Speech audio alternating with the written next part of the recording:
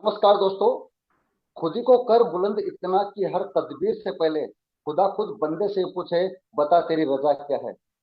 इकबाल की शायरी को जयपुर के चार्टर्ड अकाउंटेंट ताराचंद जी अग्रवाल ने बिल्कुल सही साबित किया है, जिन्होंने अभी 71 ईयर्स की एज में सीए की परीक्षा पास की है। सर, आपका इस कॉमर्स अवेयरनेस चैनल में बहुत बहुत स्वागत है सर। थैंक यू जी। सर, सबसे पहले तो मैं आपसे जानना चाहता हूँ कि इस एज में सीए की परीक्षा पास करना वास्तव में अपने आप में बहुत बड़ा चैलेंज है। सर, आपको इस चैलेंज को एक्सेप्ट करने में सर इसकी इंस्पिरेशन कहाँ से मिली सर? सर कोई कठिन समय था। 2020 का नवंबर। अच्छा। कोरोना का काल था। पत्नी छोड़कर चली गई तो अवसाद हो गया था सर। तो उससे उबरने के लिए मैं गीता का पहले भी पाठ कर चुका हूँ। बचपन में मेरे गीता पढ़ाई गई थी मेरे को। पर मेरे बच्चों ने उस समय मेरे को कॉपरेट किया, मेरे को उस अवसाद से बाहर निकाला। और मेरे पोते, पोतियां, पोते नहीं पोतियां, और दो ही थी, वो सीए की तैयारी कर रहे थे। तो मैं उनके साथ एफआर और एएफएम के सब्जेक्ट और पोस्टिंग के सब्जेक्टों पे मैं उनको पढ़ाता था। मैं मैथ भी पढ़ा देता था। वो जो 10वीं में बच्चे थे, तो मैंने पहले भी पढ़ाया हुआ था, तो मेरे को पढ़ाने में कोई नहीं होता था। तो एक दिन बैठे थे, जून और जुलाई का लास्ट था, या जून का एग्जैक्टली वो डेट तो मेरे को अभी याद नहीं रख पाता। तो बैठे थे तो मैंने कहा मैं भी एम कॉम कर लेता हूँ। सर आपको बताऊं, मैंने हायर सेकेंडरी तो उसमें करी थी साइंस में। और नौकरी लगने के बाद में मैंने 1980 में बीकॉम किया था, खुद पढ़कर। तो मेरे को खुद पढ़ के पढ़ाना पढ़ाना भी आता था, खुद पढ़ लेता था, पढ़ा भी देता था। तो मैंने कहा मैं अब क्या है कि एम कॉम कर लेता हूँ, फिर पीएचडी कर लूंगा। तो बड़ा बेटा मेरा जो चार्टेड अकाउंटेंट है, पापा क्या पीएचडी करोगे, लोग इसको कोई रिकॉग्नाइज नहीं करता, करना है तो कुछ आप बड़ा करो। आप सीए कर सकते हो ना, सीए कर लो ना, रिकॉग्नाइजेशन मिलेगा आपको। तो मेरी दोहिती अभी जो चार्टर्ड अकाउंटेंट है मुंबई में, आंचल गर्ग, तो वो बोली नानू आप तो ग्रेट हो, आप कुछ भी कर सकते हो, मेरे को भरोसा है। तो पोती बोली दादा आप कुछ भी कर सकते हो। तो मैंने कहा मैं कुछ भी कर सकता हूँ। कर सकते हो, तो इतने में छोटे बेटे ने भी हामी हामी ला दी। पूरा परिवार था हमारा, बहुएं भी थी। दादा कर लो कर लो कर लो कर लो, पोतियों की आवाज आई। मैं क्यों और बेटा लैपटॉप उठा लाया, तो कहता आपकी मार्कशीट और डिग्री बताओ कहाँ है, और आधार कार्ड दो में। तो उन्होंने मेरा क्या ये रजिस्ट्रेशन करवा दिया इंस्टीट्यूट के साथ। तो मैंने कहा यार रजिस्ट्रेशन नंबर आ गया, सीआरओ नंबर आ गया। मेरे को कहते आपका ये सीआरओ नंबर है, अब आप संभालो, आपको करना है। मैंने कहा भैया ये मेरे को आपने फंसा दिया, करना तो है तो करूंगा। अब आपका जो विश्वास है मेरे पर बच्चों का, मैं उसको करूंगा। तो सर मैंने चालू कर लिया। तो उस समय क्या था कि कोरोना चल रहा था, तो दो क्लासेज लेनी होती हैं, एक ओरिएंटेशन कोर्स और एक आईटीटी। तो मैंने उसमें रजिस्ट्रेशन के लिए वो ढूंढा कि अब सारा काम आपको करना है, हम कुछ नहीं करेंगे, हमने तो आपका रजिस्ट्रेशन करवा दिया। मैंने कहा भाई इतनी मदद तो कर दो, ये लॉग इन बैच है, ये मेरे को करा दो, क्लासे व्लासे तो मैं कर ले लूंगा ये। तो उन्होंने मेरा रजिस्ट्रेशन करा दिया, देहरादून ब्रांच में मेरा रजिस्ट्रेशन हुआ ओरिएंटेशन कोर्स के लिए। और फिर आईटीटी के लिए मैंने खुद अरेंज कर लिया। तो वो दोनों क्लासें चालू हो गई। तो चूंकि मैं ग्रेजुएशन लेवल से था, डायरेक्ट लेवल से था, मेरा उसी दिन से ही अगले दिन से मैंने आर्टिकल रजिस्टर्ड करा लिया। अब आप ये माने कितने एक्सपीरियंस आदमी को आर्टिकल के लिए तो कोई भी फर्म नहीं मना करेगी। पर मैंने वो आर्टिकल रजिस्ट्रेशन करवा लिया, मेरी आर्टिकलशिप चालू होगी। मैंने 9 महीने बाद मई 2022 में मैंने उसको इसके लिए दिया, इंटर का। तो मेरा इंटर क्या था कि उसमें मेरे हमारा एक शोरूम है फैशन के नाम से, महारानी फार्म में। तो मेरे को और अकेलापन काटता था घर में, तो अकेला तो बैठ के पढ़ भी नहीं सकता था। बच्चे अब सब अपने स्कूलों में चले जाते या अपनी कोचिंग में चले जाते, मैं आके दुकान पे बैठता। तो वहीं मैं मॉड्यूल लिया था इंस्टीट्यूट वाले। और वो गद्दी पे बैठा बैठा मैं दे देता, कोई ग्राहक आता तो वो बिल हमारे कंप्यूटर से बनता था, मैं बिल बनाता और पैसे ले लेता। तो सीए इंटर का फर्स्ट ग्रुप और एक पेपर में एग्जामेशन तो मेरा उसमें आ गया, यानी कि 5 पेपर पास हो गए सर। अब रहे 3 पेपर।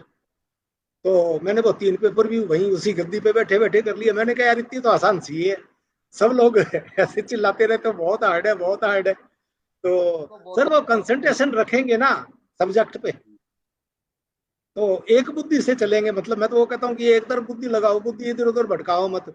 तो मेरे बुद्धि एक थी, एक बुद्धि से कर चला कि मेरे को सीए करनी है। तो मेरी इंटर होगी साहब, सेकंड अटेम्प्ट में 3 पेपर बाकी कर लिए, तो अपने इंटर हो गई। अब इंटर होने के बाद में फिर फाइनल करने की बारी आई। तो फाइनल के टाइम में 2024 थोड़ा हेल्थ प्रॉब्लम्स रही। काफी रही, थोड़ी नहीं, कि पहले लेफ्ट शोल्डर, इसमें फ्रोजन फ्रोजन शोल्डर हो गया तो ये हिलना ही बंद हो गया, ये यहाँ तक ही जाता था, वैसे इसके ऊपर जाना बंद।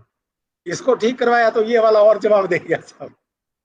तो उसके बाद में क्या हुआ कि वो पेपर देने गया तो लिखा ही नहीं गया, आता सब था, नहीं लिखा गया। 1.5 घंटे बाद लिखना बंद। 1.5 घंटे में तो सर परीक्षा पास नहीं हो सकती, पूरा लिखना तो 3 घंटे पड़ेगा। टाइम पूरा देना पड़ता है सर उसमें। 3 घंटे में पूरा लिखना पड़ेगा, 3 घंटे में भी अगर पूरा कर पाओ तो बहुत अच्छी बात है। तो फिर ये जनवरी 24 में रिजल्ट आ गया, तो लगा कि अब तो जनवरी 25 में, तो मैंने कहा यार फेल हो गए इसमें, तो मेरे को पता था कि फेल होऊंगा, कुछ नहीं है, मेरे उस दिन आके कह दिया था। तो पर मैंने बीच में एक बार हौसला तोड़ लिया, जब मेरा उसमें एक पेपर खराब हुआ, मैं क्या आगे के पेपर नहीं दूंगा। तो मेरी पोती, मेरी दोस्त, वो आई, अच्छा। ऐसे मुंह लटके क्यों बैठे हो?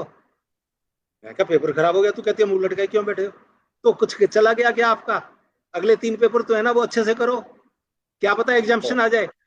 अरे डांट लगा के चली गई जी, वो दोस्त है ना, तो दोस्त कुछ भी कर सकता है। तो ठीक। मेरे सबसे, मेरे पोतियां मेरी अच्छी दोस्त हैं, पोता मेरा उससे अच्छा दोस्त है, दोस्तियां तो कमाल की दोस्त है। तो ये मेरे को मोटिवेट करती। तो रिजल्ट आया तो मैं क्या, ये तो सब मेरे को पहले ही पता था। पर फिर मैंने अंदर कमरे में घुस के अपने आप को कहा, आपकी ताराचंद तेरे को करने है आपके, नहीं तो ये बच्चे तेरा मजाक उड़ाएंगे, देख लो, कि हमारा विश्वास खराब कर दिया। तो सर उसके बाद से मैंने कुछ और नहीं किया। मैंने फिर वो क्लासेज व्लासेज लेने का फिर भी नहीं सोचा। इंस्टीट्यूट की क्लासेज मैं ले लेता था कभी कभी, और वो भी बहुत लंबा टाइम खाती थी, तो मेरे को लगता था कि मेरे को खुद ही पढ़ लेना चाहिए। तो मैंने नए सिरे से तैयारी चालू की, जैसे 10वीं का बच्चा, जैसे अपने मैंने देखा कि अपने स्कूल टाइम चलो अपने वापिस। स्कूल टाइम में क्या होता था सर, आपको अब तो पता नहीं मेरे को क्या मेथड है, हमारे टाइम में तो गुरुजी खड़ा कर देते थे, खड़ा हो जा भाई, यहाँ से पढ़ के सुनाइए पैरा, फिर हम वो पैरा पढ़ते, गुरुजी उसको समझा देते। तो मैंने कहा, अब मैंने मॉड्यूल देखा, मैंने कहा पूरा तो नहीं पढ़ना, जो इम्पोर्टेंट इम्पोर्टेंट है अपने वो दोबारा निकाल के पढ़ता, और फिर अपने आप से उसको एक्सप्लेन करता कि ये चीज ये कहता है, ये पैरा ये कह दिया, ये कह दिया, उसके बाद में उसके एग्जाम्पल्स को करता और फिर उसके क्वेश्चन करता। तो चूंकि लिखने के कारण फेल हुआ था, तो मैंने लिखने की प्रैक्टिस की, लगातार 4 घंटे लिखने का मैंने प्रैक्टिस किया, कि 4 घंटे तक लिखूंगा। कंधा थक जाता तो यहाँ से पकड़ के फिर ऐसे लिखता, ऐसे ऐसे लिख जाऊंगा, लिख जाऊंगा, कि अगर मैं 4 घंटा लगातार लिखने का इस कंधे को करूंगा ना प्रयोग में, तो ये वहां 3 घंटा लिखने में सक्षम हो पाएगा। तो सर मैं सक्षम हो गया, मैंने हिम्मत नहीं हारी, और कोई किसी का सहारा नहीं लिया, खुद अपने आप से मैंने पढ़ा। और कभी कभी क्या है कि, चलो एक किसी और चैनल पे नहीं वो बात करी, मैं करता हूँ कि मैं जब लेट जाता ना, तब कोई ना कोई रिवीजन वीडियो चला लेता। इंस्टीट्यूट के अच्छा। रिवीजन वीडियो भी पड़े हैं यूट्यूब पे, वो चला के हो जाता कि कुछ ना कुछ तो, सोते सोते जब समझ तक रहा जाग जाएगी, तो मैं उसको चला के सो जाता। और वो हमारे बहू बहुत अच्छी है, उसने मेरे को संभाला। वो जब देखती दादा सो गए, तो वो मोबाइल में यूट्यूब बंद करके साइड में रख देती, अब सो गए हो। तो मेरे को परिवार का कॉपरेशन मिला, और मेरे को साथियों ने किसी ने डिमोटिवेट नहीं किया।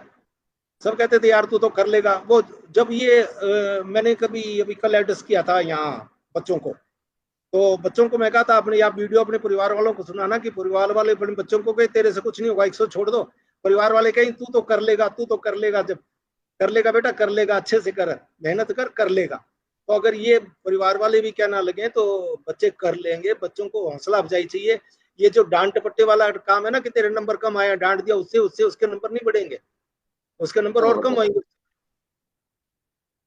उससे उससे नंबर और कम हो अच्छा सर, जाते हैं। आप ये बताइएगा कि आपके पूरे परिवार ने सर आपको सपोर्ट किया, लेकिन सर कहीं पर भी आपको ऐसा लगा कि जो आपकी एज है 65 ईयर्स में आपने स्टार्ट किया था, वो एक आपके लिए प्रॉब्लम हो सकती है इस टारगेट को अचीव करने में? सर 65 नहीं, 67 में स्टार्ट किया था सर। जैसे। 69 में मैंने इंटर किया था सर। और वो जो मिनिमम टाइम है ना 4 साल का, उसमें मैंने कर लिया, 1 साल का गैप लग गया, नहीं तो मिनिमम टाइम आज तक किसी ने नहीं किया। तो 3 ईयर में भी हो जाता मेरा। तो मेरे कभी अपने आप को, उम्र को मेरे अभी हावी नहीं होने दिया, मेरे पर कभी नहीं हावी होने दिया। कुछ आए तो उसमें मेरा मॉरल डाउन हुआ। मैंने बीच में एक ऐसा टाइम आया था कि जब मैं इन सीढ़ियों को से डरने लगा कि सीढ़ियां चढ़ना बंद करूं, क्योंकि कुछ टांग में प्रॉब्लम हो गई थी, डॉक्टर ने सीढ़ियां मना कर दिया। पर उसके बाद में क्या हुआ, इन बच्चों के साथ मेरे को क्लासेज लेने का मौका मिला इंस्टीट्यूट की ब्रांच में, जयपुर ब्रांच में, जीएमसीएस और आईटीटी। तो वो जीएमसीएस के लिए जो ग्राउंड फ्लोर था वो भी एक फ्लोर था, उसको जिसको ग्राउंड फ्लोर बोलते थे उसमें भी सिर्फ 12 सीढ़ियां चढ़नी पड़ती थी, और ऊपर वाले में तो आईटीटी के लिए ऊपर 15 सीढ़ियां चढ़नी पड़ती थी। मैं देखता यार बच्चे झट चढ़ जाते हैं, मैंने भी कोशिश किया बिना रेलिंग पकड़े, तो मैं चढ़ गया जी, फिर मेरे को हौसला हो गया। तो मेरे को तो फायदा हुआ इसमें, मेरी उम्र के ऊपर मैंने पार पा लिया बच्चों को देख देख कर। वो जो इंस्टीट्यूट में बच्चे मिलते थे, आपके इंस्टीट्यूट सर में जो रिवर्स, इस कोर्स के बाद सर आपकी रिवर्स एजिंग स्टार्ट हो गई, आप मतलब उम्र में वापस कम होने लगे सर, क्यों सर?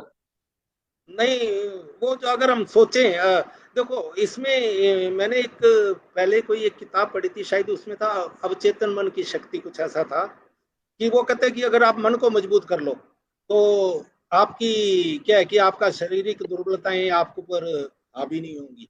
और सर मेरे पिताजी कहा करते थे शरीर भी मजबूत चाहिए, मन भी मजबूत चाहिए। मेरी पुरानी, आज नहीं कह रहा, पुरानी फेसबुक पोस्ट्स में लिखा हुआ होगा मेरा, कि मेरे पिताजी चाहते थे कि मजबूत दिमाग के साथ मजबूत शरीर भी चाहिए और मजबूत मन भी चाहिए। अगर मन मजबूत होगा दिमाग पे कंट्रोल कर, दिमाग को भ्रमित नहीं होने देगा। मन मजबूत तो जरूरी है दिमाग को भ्रमित होने से रोकने के लिए। और जब दोनों मजबूत होंगे तो शरीर मजबूत होगा, और उसको मजबूत रखना आदमी की जिम्मेवारी है। मन तो मजबूत होगा, तो तीनों चीजें मजबूत चाहिए, आदमी का मन, मस्तिष्क और शरीर, तीनों का कॉम्बिनेशन चलेगा। तो अब डेटोरिएशन होता है एज के कारण, बॉडी में कुछ डेटोरिएशन तो होता है, अगर मन मजबूत रखेंगे, दिमाग से रखेंगे कि हम स्वस्थ हैं, तो स्वस्थ रहेंगे, पार पालेंगे। और एज फैक्टर तो अल्टीमेटली रहेगा ही सर। सर आप ये बताइएगा कि आपने जैसे सीए इंटरमीडिएट की तैयारी की थी, फाइनल की तैयारी की थी, तो इसमें जो सब्जेक्ट्स को लेके आपको क्या क्या चैलेंजेस देखने को मिले थे, और आपने उनको सर कैसे सोल्व भी किया था, ये भी बताइए सर आप। सब्जेक्ट में चैलेंजेस किसी सब्जेक्ट में नहीं होते अगर हम उसको एक फोकस से पढ़ें तो। एक भाई इंस्टीट्यूट का मॉडल है, टेक्स्ट बुक है ना, वो तो उसमें तो सारा कुछ लिखा हुआ है ना उसके बारे में। तो अगर एक तो पढ़ने का तरीका आना चाहिए कि हम उसको पढ़ते किस में है। अगर हम ये कोचिंग वाला शॉर्टकट करें कि कोचिंग वाले ने इतने पैसे ले लिए, अच्छे से एक छोटी सी किताब बना के दे दी, इतनी सी पासबुक बना के दे दी, तो उसमें उतना ही ज्ञान आएगा सर। जब वो पुराना जमाना था जब टेक्स्ट बुकें पढ़ाई जाती थी स्कूल में और क्लासेज में, अब तो क्या है कि अब तो सब है कि कंपैक्ट ले लो, और ये जो बच्चे पास करते हैं सेल्फ वाले, ये क्या स्वयं पाठी कोर्स वाले, ये कहेंगे एक 1 वीक सीरीज लाओ, उससे पास हो जाते हैं। तो उसमें शायद आप एग्जाम में पास हो जाओ, पर नॉलेज तो आप गेन नहीं कर रहे ना। जब तक आप उस विषय की समझ नहीं लोगे कि टेक्स्ट बुक से पढ़ के कि ये मेरे को इसमें कहना क्या चाहता है, कि अगर मान लो कोई अकाउंटिंग स्टैंडर्ड भी है, वो कहना क्या चाहता है, उसकी जरूरत क्यों पड़ी। जब आपको, अगर मैं कहता हूँ चलो एक स्टैंडर्ड की बात करता हूँ कि लीज है, जैसे लीज में एक स्टैंडर्ड है, तो उस लीज वाले स्टैंडर्ड को हम समझे कि लीज की जरूरत क्यों पड़ी यार, सीधा किराया दे देता, डेबिट कर देता, क्रेडिट हो जाता, काम खत्म था। ये बनाया सही क्यों है। भाई? जब जब ये समझ आ जाएगा कि ये बनाया क्यों भाई, ये बनाया क्या, कि अगले को पता लग जाए कि तेरा 5 साल का कॉन्ट्रैक्ट किया है, दूसरे वालों को भी पता लगे कि 5 साल मेरे को लीज पेमेंट करनी है इसको। इसको अगर ये काम करेगा नहीं करेगा तो इसकी 5 साल की लाइबिलिटी है, तो लाइबिलिटी, लीज लाइबिलिटी उसमें क्रिएट होनी चाहिए। इतनी सी बात समझ लो तो स्टैंडर्ड क्लियर है। सही कि है। अगर एक आप आपने सर पूरा डिटेल में इसको स्टडी किया है, मैं कि नोट्स के भरोसे का बिल्कुल नहीं रहे, कहने का मतलब ये है सर। मैंने सीए का इंस्टीट्यूट फ्री को बहुत बड़ा है, फ्री मटेरियल बहुत बड़ा है। यहाँ एमसीक्यू की प्रैक्टिस पड़ी है, केस सिनारियो की बुकलेट पड़ी है, मॉडल पेपर पढ़े हैं, मॉक टेस्ट पेपर पढ़े हैं, आरटीपी पढ़ी है। और ये सब करने के बाद में कुछ बचता है नहीं, चाहे किसी भी बड़े से बड़े कोचिंग वाले की जो फेमस है ना उसका ले लो, वो अगर एक भी क्वेश्चन इससे बाहर दिखा देना तो मेरे मेरे साथ बहस कर ले कि ये क्वेश्चन मैं बता दूंगा उसको निकाल के कि यहाँ से उठाया आपने। वो यस मैंने सर, वो वो सब तो देखे हैं। मैंने मतलब इंस्टीट्यूट के बहुत सारे पास्ट पेपर देखे। तो बच्चों को ये करना पड़ेगा। और मैंने ये, भाई इसमें एक 70 साल का आदमी होकर अगर 4 महीने में ये सारी चीजें पलट सकता हूँ तो यार जवान बच्चे हैं ना ये तो। 7-1 और 1-7 उल्टा है सब बिल्कुल मैथ में। 1-7 वाले का एनर्जी लेवल कितना होता है? अगर मेरा इस लेवल में मैं इतनी एनर्जी यूज कर सकता हूँ, तो ये 17 वाले, 18 वाले और 21 जो गोल्डन पीरियड होता है आदमी का, तो उसमें तो वो उनके पास मेरे से 5 गुना एनर्जी होनी चाहिए उनमें। और उनको उस झील से लगना चाहिए, उनको जुनून पैदा करना चाहिए कि मैं सीए बनना है मेरे को। ये नहीं है कि देखूंगा, कर लूंगा, देख लूंगा। अगर वो सोचेगा कि मैं बनूंगा तो बन जाएगा साहब, इसमें कोई दिक्कत नहीं है। और एक बात और बताता हूँ साहब, सबसे सस्ता कोर्स है। मैंने क्यों दूसरी बात ये कहता हूँ कि मैं और कोई कोर्स चुनता ना, उसमें ज्यादा पैसे लगते। इसमें मेरे कितना लगा, 1,20,000 लगा है सर आज तक। इंस्टीट्यूट ने इतने पैसे भरवाए हैं, इसके अलावा मेरे कोई पैसे नहीं लगे। 1-2 हज़ार आपके खर्च किया था, क्योंकि वो डीटी और आईडीटी के वो वित्त मंत्री जी ने वो सारा उल्ट पुल्ट कर दिया, तो उसके लिए मेरे को नए वो चाहिए थे कि नए रेट्स आ गए, ये आ गए नए, बहुत सारे चेंजेस हो गए, ये 23 जुलाई से लगेंगे, ये 1 अक्टूबर से लगेंगे, ये 1 दिसंबर से लगेंगे। तो उसके लिए मेरे को कहीं ये शॉर्टकट वाला प्रोग्राम नहीं था, तो उसके लिए मैंने कुछ बुक्स मंगाई, 2,000 की, 1,000 की दोनों किताबें मंगाई। और उसके अलावा मैंने कोई दूसरा पैसा वैसा नहीं खर्च करा कि इंस्टीट्यूट का ही जो फ्री रिसोर्सेज है घना ही माल दे रखा है साहब, पढ़ लो, सबसे सस्ता है। अच्छा, फिर नए बच्चे अगर इसको करेंगे, मान लो कहते हैं कि अच्छा एक ये चलती है भावना कि कॉमर्स में जाके क्या करेंगे यार, इंस्टीट्यूट में करेंगे। अरे यार, माँ बाप को थोड़ा तो रिलैक्स कर दो, थोड़ा खर्चा कम करवा दो, बहुत खर्चा लगता है। डॉक्टर बनोगे 1 करोड़ रुपया लगता है, सीधी सी बात है। भाई इंजीनियर बनोगे 30-40 लाख रुपया, कोई कम से कम वाला खर्चा है ना। 30-40 लाख रुपए से कम में इंजीनियरिंग नहीं होती, क्योंकि 3-4 लाख रुपए फीस है आपको, और भी है। इसमें करना क्या है, इसमें ज्यादा खर्चा कराओगे, एक लैपटॉप ले आओगे, नहीं तो मोबाइल से भी वो काम से कर सकते हो। तो सबसे सस्ता है। और एक साहब इसमें कमाई की भी गारंटी है, मैं बताऊं सीधी सी बात है कि 8-10 लाख का पैकेज तो मिल जाएगा सीए करने के बाद। अगर आप बढ़िया हो तो अगले साल से आपको 15 लाख भी हो जाएंगे, 25 लाख भी हो जाएंगे। और जो ये नई नई कंपनियां आ रही है ना साहब, इनमें सीएफओ बनेंगे ना, वो सीए ही बनेंगे, कोई ये नहीं बनेंगे, इंजीनियर भी नहीं बनेगा, कोई डॉक्टर नहीं बनेगा। सीएफओ बहुत बड़ी पोस्ट होती है, 5,000 आदमियों को हैंडल करता है। तो ये सीए कोई इतना रेपुटेशन भी अच्छा है सीए के नाम का। हम बचपन में सुना करते थे, एक हमारे सीए साहब थे, वो कलकत्ता में सीए थे जब मैं बहुत छोटा था।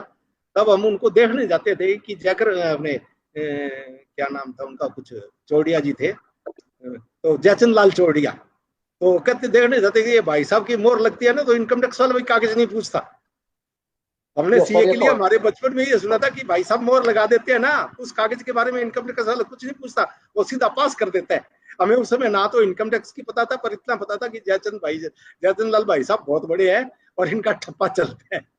तो वो भी अब मेरे पास है। तो ये बच्चे चाहेंगे वो मिलेगा तो अच्छा कमा सकते हैं, ऐसा नहीं है कि इसमें कमाई नहीं है। अपना धंधा भी शुरू कर सकते हैं। बहुत लोगों ने अपने देखो ये अपना लिए, स्टार्टअप बना लिए, गवर्नमेंट इस स्टार्टअप को करती है। तो करेंगे तो इसमें इन बच्चों को आना चाहिए कॉमर्स के लिए। कॉमर्स में आएंगे तो बच्चे, और सबसे कम है साहब ना, इसमें कोचिंग की कोई 12वीं करनी है, उसके बाद में फाउंडेशन करनी है, कोचिंग कर लो, फाउंडेशन कर लो। अरे यार, गुरुजन पढ़ाते भी तो है अपने बच्चों को, अच्छा बच्चा होता है तो उसको स्कूल वाले टीचर भी सपोर्ट करते हैं।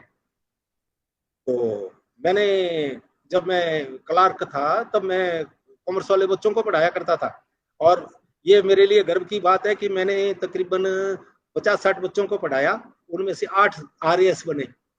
और वो एक दिन मेरे को स्टेशन पे मिल गई, गंगानगर स्टेशन पे मिला वो ग्रुप मेरे को, गुरुजी नमस्ते, गुरुजी नमस्ते। मैं तो पहचाना ही नहीं, वो काफी दिन हो गए थे, अब आरएएस बन गए तो वो शक्ल बचपन वाली 10वीं वाली तो बदल गई। मैंने कहा भाई मैं तो पहचाना नहीं। सर हम सारे आरएएस बन गए। यार तुम आरएएस बन गए क्या गुरुजी? आपने हमें वो पढ़ने का तरीका बता दिया ना, कि मैंने उनको बताया कि यहाँ से किताब से पढ़ना चालू करो, फिर उसको समझो, नहीं समझाओ तो मेरे से पूछो। मैं तो पढ़ाता ऐसे तरीके से था कि कल सब ये पढ़ के आएंगे, जिसको जो समझ नहीं आए कल उस पर हम डिस्कस करेंगे कि ये गुरुजी ये समझ नहीं आया, आप ये बता दो। मैं ये सीधा नहीं रटाता था उनको कि ये प्लस कर लो, ये बैंक रिकंसिलिएशन है, ये आइटम प्लस में जाएंगे, ये माइनस में नहीं। तो समझ बैंक रिकंसिलिएशन बनाना क्यों है? अरे बैंक से के साथ हमारा फर्क आ रहा है ना, और हम फर्क में क्या फर्क है ये देख ले, जो उसने कर दिया उसको उल्टा करना है, बस फर्क मिल जाएगा। इतनी सी तो बात है बैंक रिकंसिलिएशन।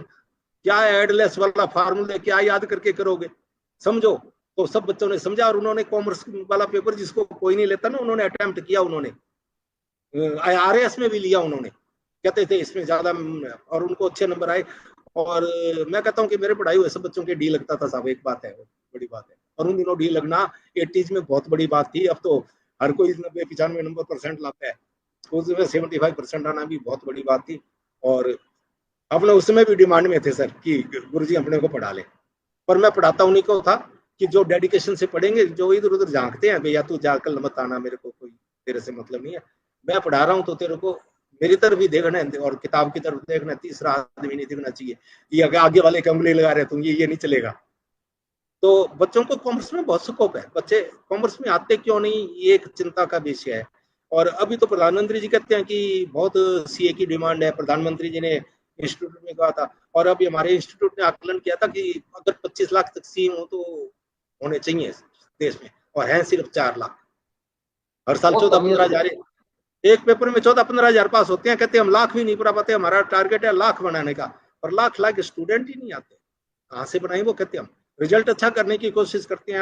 अब के बेहतरीन रिजल्ट आया सीए का, अब के 14,500 कुछ बने हैं, अब के पहली बार बने इतने। तो इंस्टीट्यूट बनाना भी चाहता है सर, ये नहीं है कि नहीं बनाए।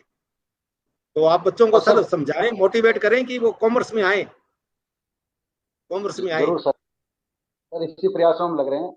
और सर आप ये बताएगा कि आपने जैसे बताया कि आपने स्टडी मटेरियल जो था सी इंस्टीट्यूट का, सी इंस्टीट्यूट ने जो कुछ भी प्रोवाइड किया था उससे आपने तैयारी की थी, तो सर आपने इससे जो पढ़ाई की थी इसका सर टाइम मैनेजमेंट कैसे किया था, ये आप बच्चों को बताइए सर।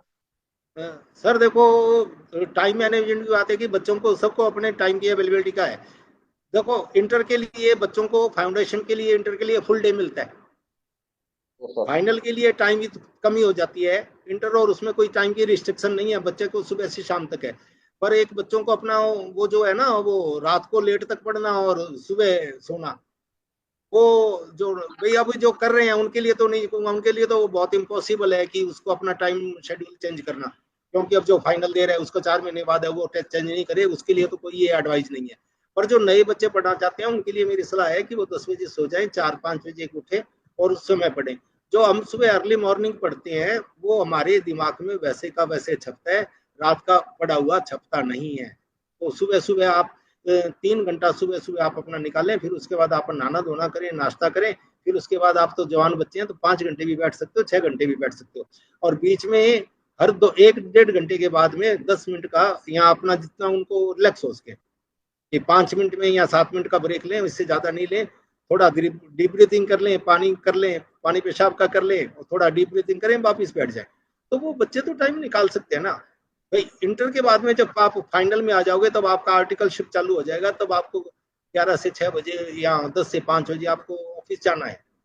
तो उस समय मैनेज करना पड़ेगा टाइम को, कि आप 6 बजे घर पहुंच जाते हैं, 6:30 घर पहुंच जाते हैं, तो 15-20 मिनट आप अपना रिलैक्स हो, थोड़ा आप आंखें बंद करके अपना दिन भर का सोचें कि मैंने दिन में क्या किया, उसका मेरे इसमें कुछ काम आएगा क्या। उसके बाद में थोड़ा मम्मी से बातचीत करें, घर में मम्मी होंगी, मम्मी को कहीं मम्मी मेरे को पढ़ना है, थोड़ा लाड लड़ा दो। मम्मी थोड़ा कहती हाँ बेटा पढ़ ले थोड़ी देर पढ़ ले, तो उसमें घंटा 1.5 घंटा पढ़ें, खाना खाएं और सो जाएं। सुबह जल्दी उठें, जल्दी उठ के पढ़ें। तो फिर दूसरे दिन की मैंने पूरे दिन की दिनचर्या बता दी। अगर ऐसा करेंगे तो ज्यादा याद होगा। और इसमें वो है कि जिस सब्जेक्ट को आप समझते हैं कि मेरे लिए डिफिकल्ट है, तो उसको सुबह सबसे पहले उसको उठाएं, और उसको उठा के उसके लिखने की प्रैक्टिस करें, कि उसको मैं लिख के याद करें ना, तो वो ज्यादा अच्छा याद होता है। तो वो सुबह का पीरियड पढ़ के और लिखने में करें। दोपहर में शाम को वाला है ना, वो इजी रीडिंग का कर ले। जो यहाँ इजी रीडिंग में क्या है कि यहाँ कोई आप लेक्चर लेना चाहते हैं, किसी की क्लास ले रहे हैं, तो उसको उसका रिवीजन वीडियो देखें, ओरिजिनल नहीं देखें। जो पहले कर चुके हैं उसका रिवीजन वीडियो देखें, तो उससे आपने जो पहले कर रखा है वो आपका हो बिल्कुल वो पक्का हो जाएगा। कोई बोलते थे अब मेरे को इसको याद नहीं है कि क्या करे, अभी तो कहते हैं लर्न हो जाएगा। हम तो बोलते थे कि ये पक्का हो गया। तो वो पक्का करना सीख लेंगे ना सर, तो फिर उसके बाद में पेपर में झटाझट लिखा जाएगा सर, उसमें कोई प्रॉब्लम नहीं। सर आप एक बार बताइएगा, आपने जो पढ़ाई की थी वो पूरी तरह से ट्रेडिशनल मेथड से की थी और इसका रिजल्ट भी देखने को मिला है। तो सर आजकल जैसे बच्चे ऑनलाइन क्लासेस भी ज्वाइन करते हैं, कुछ बच्चे ऑफलाइन ज्वाइन करते हैं, तो सर इसमें आपको ऐसा क्या लगता है कि कौन सा बच्चा ज्यादा सक्सेस होने के चांसेस होते हैं, ऑनलाइन वाले या ऑफलाइन में? नहीं, सक्सेस में तो देखो ऑनलाइन में सक्सेस का रेट हमेशा कम रहेगा। कारण कि उसमें वो आप बच्चा आइसोलेशन में बैठा रहता है, उसका इंटरेक्शन नहीं होता। ऑफलाइन में अगर मेरे को कुछ समझ नहीं आया तो मैं दूसरे बच्चे से भी कर सकता हूँ ना, पूछ सकता हूँ कि आज ये बताया था सर ने, तो इसमें क्या है। इसमें उसको हम क्लियरिटी करेंगे, एक दूसरे से इंटरेक्शन होने के चांसेस हैं। दूसरा, वो खुली हवा में सांस ले रहा है। जो ऑनलाइन वाला है वो एक कमरे में बंद होकर बैठा है, वो मेरे ख्याल में पढ़ नहीं रहा, वो सजा काट रहा है। मैं तो एग्जैक्टली ये मानूंगा कि वो कमरे में बंद होकर बैठेगा, लैपटॉप के सामने बैठा है। अरे ताजुब करेंगे, 7-7 घंटे की क्लासेस चलती है, 7 घंटे में वो क्या पढ़ेगा। लगातार 7 घंटे क्लास, लाइव क्लास चलती है 7 घंटे। और ये क्या है, अभी कहेंगे मैराथन चला दी हमने एग्जाम से पहले दिन, 12 घंटे की मैराथन है। सर अब ये बताएगा कि अभी आपने सीए का एग्जाम क्वालिफाई कर लिया सर, अब आपकी आगे की क्या प्लानिंग है सर? हमारे तो अभी, हम थोड़े सभी इकट्ठे नहीं हुए फैमिली वाले बच्चे, अभी दिवाली पर इकट्ठे होंगे तब सोचेंगे आगे क्या कर रहे हैं बच्चे। बच्चे जैसा बताएंगे कि दादू ये कर लो तो दादू तो करके दिखा देंगे। अभी एक ये सर सजेशन सर। आया था, वैसे मैं आपको बता दूं कि सीएफए करके बता दो आप। पर सीएफए का मैंने पूछा भाई कितना फीस कैसे लगेगी, क्या जी 5 लाख रुपए लगेगी। और मैंने कहा फिर कितने अटेम्प्ट दे सकते हो, क्या एक अटेम्प्ट दे सकते हो। मैं कहा नहीं बेटा बहुत महंगा, इतना मेरे को इतना खर्चा मैं नहीं करूंगा कि अगर फेल हो गया तो 5 लाख गए। तो अभी थोड़ा सोचेंगे। अभी तो मैं इसको एंजॉय कर रहा था। अभी तो इसको क्या है कि मेरे को जो बच्चे हैं, जो इंस्टीट्यूट है, मेरे को इस पे बहुत अच्छा कर सम्मानित कर रहे हैं। मेरी वो मेरे से ज्यादा मेरी उम्र को सम्मान मिल रहा है कि मैंने इस उम्र में किया। नहीं तो सीए तो 14,500 बने हैं सर। तो ये मेरी उम्र को सम्मान मिल रहा है। तो उसी के क्रम में अभी वाइस प्रेसिडेंट आए थे पर 14 तारीख को। उन्होंने मेरे को ऑडिटोरियम में, इंस्टीट्यूट के ऑडिटोरियम में मेरे को उन्होंने बुके भेंट किया। तो मेरे लिए तो ये उस दिन बहुत गर्व का दिन था। और जयपुर वासियों को मेरा जयपुर का नाम किया हो गया मेरे साथ। मेरे और मेरे नेटिव प्लेस संग्रिया का नाम हो रहा है। तो संग्रिया से बहुत लोगों के फोन आ रहे हैं कि भाई तूने तो संग्रिया का नाम कर दिया। तो मैं तो चाहता हूँ सब बच्चे अगर बनेंगे तो उसके साथ उसका अकेले का नहीं, उसकी फैमिली का नहीं। तो संग्रिया में तो वो हमारे अखबारों में इतनी चर्चा है सर कि मेरे भाइयों के नाम भी आ रहे हैं कि ये उनके भाई हैं। अखबार में छाप दिया, पत्रिका वाले ने छापा, मेरे पूरे परिवार के नाम छाप दिए कि ये इनके बड़े भाई हैं, इनके छोटे भाई हैं, इनके ये हैं। तो बच्चा जो सफल होएगा तो इस लेवल पर सफल होगा। तो उसमें उसका गांव का नाम है, पेरेंट्स का नाम है, वो होगा। और पेरेंट्स के लिए मैं कहना चाहूंगा कि बच्चों को आप डांटना डपटना बंद कर दो, बच्चों को लाड करा करो कि बच्चा मेरा बहुत अच्छा। कि वो पुराने जमाने में चलता था ना कि बच्चा चाहे कैसा ही हो, बच्चा माँ को सबसे लाडला अपना बच्चा लगता है, सबसे सुना अपना बच्चा लगता है। तो अपना बच्चा सबसे सोना है। वो बचपन में उसको अपना बच्चा सबसे सोना करते थे। तो पढ़ रहे हैं ना, तो उसको भी अपना बच्चा सबसे इंटेलिजेंट मानो। अपने बच्चे को कहो कि तुम बहुत इंटेलिजेंट है बेटा, तेरे मुकाबले तो कोई नहीं है, तू कर लेगा, पूरा भरोसा है। कर और सकता है। मेरे को बचपन में भी मेरे माँ बाप ये कहते थे कि ये तारा तो सब कर लेगा, ये तो कर लेगा, सब कर लेगा। और मेरे को तो एक पंडित जी भी मिले, चलो आज आपसे किसी और, वो पंडित जी ने कहा इसका तो राज खजाने में हिस्सा है। तो मैंने सारी उम्र राज खजाने का ही पैसा खाया था। तो मेरे को आज सही। पंडित जी भी आ गया, मेरे नाम राशि ही थे। आज सुबह सुबह मैं कुछ वो पुरानी यादें सोच रहा था तो पंडित जी आ गए, पंडित ताराचंद जी थे। तो उन्होंने एक दिन मेरा हाथ देख के कहा यार तेरा तो, मेरे पिताजी को बोले तारे दादा राज चीज है, राज खजाने चीज है, कुछ ऐसा सा शब्द था कि मेरे को राज के खजाने से पैसा मिलेगा। मैं सारी उम्र बैंक से पैसा लेके खाया, अब रिटायर होने के बाद भी बैंक से पैसा लेके खा रहा हूँ। तो बच्चों में ऐसा भरोसा डेवलप करना चाहिए, पेरेंट्स को उनको लाड लडाना चाहिए। हमने पोते पोतियों को लाड लडाया। मेरी पोती एक निफ्ट में है और एक मेरा पोता वीआईटी में एडमिशन ले चुका है। बाकी 2 पोतियां मेरी सीए फाइनलिस्ट हैं, अभी फाइनल देंगी। जो होता है, एक छोटी पोती है वो सबसे इंटेलिजेंट है। वो अपने आप से अपना जब आएगी, अभी 9वीं क्लास में है, तो उसको हम जैसे वो चाहना करना चाहिए उसको। तो पेरेंट्स की ड्यूटी है लाड लडाने की। सर आपने जैसे राज खजाने के बारे में बातचीत की, सर आप एसबीआई के मैनेजर की पोस्ट से रिटायर हुए हैं, तो सर आपने इस पोस्ट पर जो लीडरशिप स्किल सीखी थी सर, वो यहाँ पर किस तरह से काम आई आपके? सर लीडरशिप तो मेरे खून में रची बसी थी और मैंने हर जगह मैनेज किया। मैंने क्लैरिकल में भी मैंने काम किया, तो भी मैंने लीडर के रूप में काम किया। मेरे को लोगों को जोड़ना, कनेक्ट करना आता है। मैं लोगों को 10 लोगों को मैं कनेक्ट करना चाहूँ मेरे लिए नहीं है, 50 लोगों को कनेक्ट करना चाहूँ मैं कर लेता हूँ। तो वो कनेक्ट करना मैंने सीखा है। जो अभी आपको थोड़ा मैं एक यूट्यूब पे बनाऊंगा कि मेरे से लोग कैसे कनेक्ट हुए थे। कल बच्चे 15 तारीख को फिर उन्होंने मेरे लिए एक प्रोग्राम रखा इंस्टीट्यूट ने सर। 14 के पहले दिन 14 का किया, चेयरमैन वाइस प्रेसिडेंट आए। 15 को इन्होंने इंस्टीट्यूट वालों ने किया कि कल हम आपको दोबारा सुनना चाहते हैं।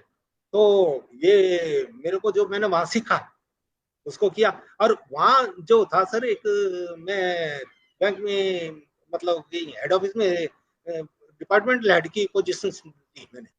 तो डिपार्टमेंट हेड की पोजीशन में आपको नए नए सर्कुलर्स आपको जारी करने पड़ते हैं, अपने थॉट से हैं, नई स्कीम आपको फॉर्मेशन करनी है। तो उसमें आपको क्या है कि दूसरे बहुत लोग बहुत चीजों को स्टडी करना पड़ता है कि अगर मैं मान लो हाउसिंग लोन स्कीम में कुछ अमेंडमेंट कर रहा हूँ, तो मेरे को एसबीआई का भी करना पड़ेगा, पीएनबी क्या कर रहे हैं, दूसरा बैंक क्या कर रहा है, तो एक थोरो स्टडी करने की थी।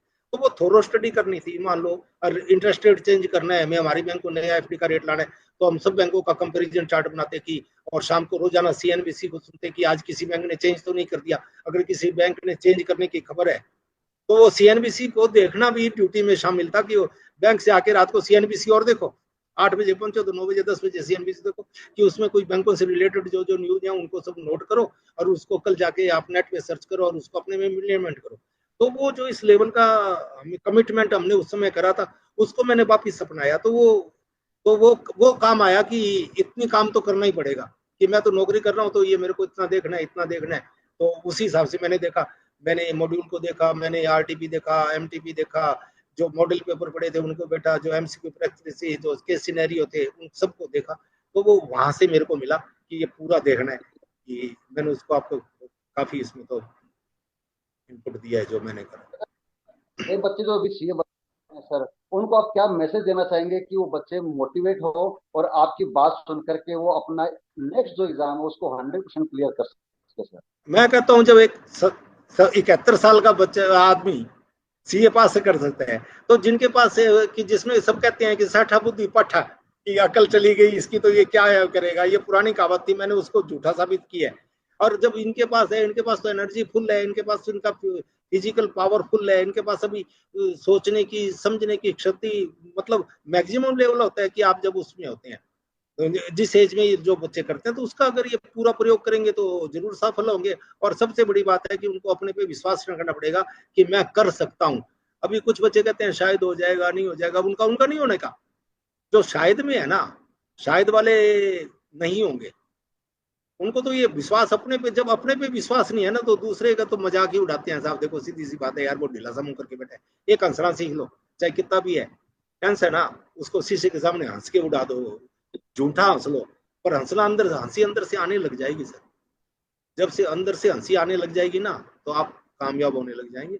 ये स्ट्रेस को खत्म करने का इससे और कोई तरीका नहीं है। और अभी मैंने आज सोचा था कि मैंने कल परसों एक यूट्यूब चैनल बनाया है मेरे नाम का ही, ताराचंद अग्रवाल के नाम का। उसमें मैंने कल वो डाला था जो बच्चों को मैंने एड्रेस किया था, वो एक वीडियो डाला।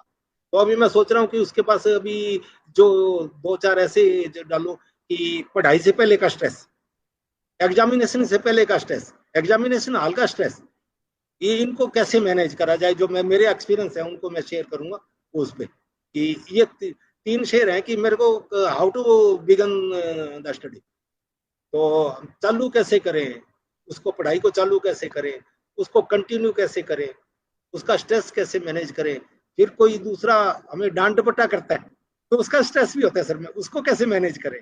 तो इन पे शॉर्ट वीडियो मेरे से इतना है नहीं कैपेसिटी अभी कि ज्यादा सोच सकूं, पर मैं इन पे सोच रहा हूँ कि इन पे जो ये छोटे छोटे स्ट्रेस है, इन पे कोई 4-5 मिनट तक तो का कोई वीडियो बना बना के डालूं, ताकि कोई बच्चे कुछ, अगर इससे कोई 2-4-5 बच्चे भी स्ट्रेस से बाहर आ जाते हैं मेरे वीडियो से, तो ये मेरे लिए कम्प्लीमेंट्स होगा उन बच्चों का। और उन बच्चों के भविष्य को सुधारने में मैंने कुछ सहयोग दिया, तो मैं अपने आप को सेटिस्फाई महसूस करूंगा कि बच्चे उससे बच्चों को कुछ डेवलपमेंट हो। Thank you sir. तो बच्चों, आज आपने चार्टर्ड अकाउंटेंट ताराचंद जी अग्रवाल को सुना, जिन्होंने 71 ईयर्स की एज में सीए की परीक्षा पास की है। और बच्चों, सर ने जैसे आपको बताया कि इन्होंने सीए इंस्टीट्यूट के मॉड्यूल्स को पढ़ करके ये सब पढ़ाई की है, और उन्होंने अपना जो सीए एग्जाम है उसको क्वालिफाई किया है। तो बच्चों, मैं उम्मीद करूंगा कि आज की इस वीडियो से प्रेरणा लेकर के आप लोग भी अपनी सीए की पढ़ाई में पूरी मेहनत से अगर आप जुटे रहते हैं, इनकी तरह कंसिस्टेंसी रखते हैं, तो निश्चित तौर से आप लोग सीए की पढ़ाई पूरी कर पाएंगे और आप इससे भी आगे का मुकाम हासिल कर पाएंगे। ताराचंद जी अग्रवाल सर ने हमारे लिए एक मिसाइल काम कायम किया है कि जिस तरह से इन्होंने 71 ईयर्स की एज में सीए पास किया, तो आप जो बच्चे हैं 17, 18, 19, 20 ईयर्स के बच्चे, वो तो इस उम्र में कमाल कर ही सकते हैं। तो आपका इस वीडियो को देखने के लिए बहुत बहुत धन्यवाद। अगर आपको ये वीडियो अच्छा लगा है तो इसको आप जरूर शेयर कीजिएगा उन बच्चों के साथ जो सीए का किसी न किसी अटेम्प्ट में किन्हीं वजह से अटके हैं। उम्मीद है कि वो भी इस वीडियो को देख करके जरूर प्रेरित होंगे और अपना एग्जाम क्लियर करेंगे। बहुत बहुत धन्यवाद।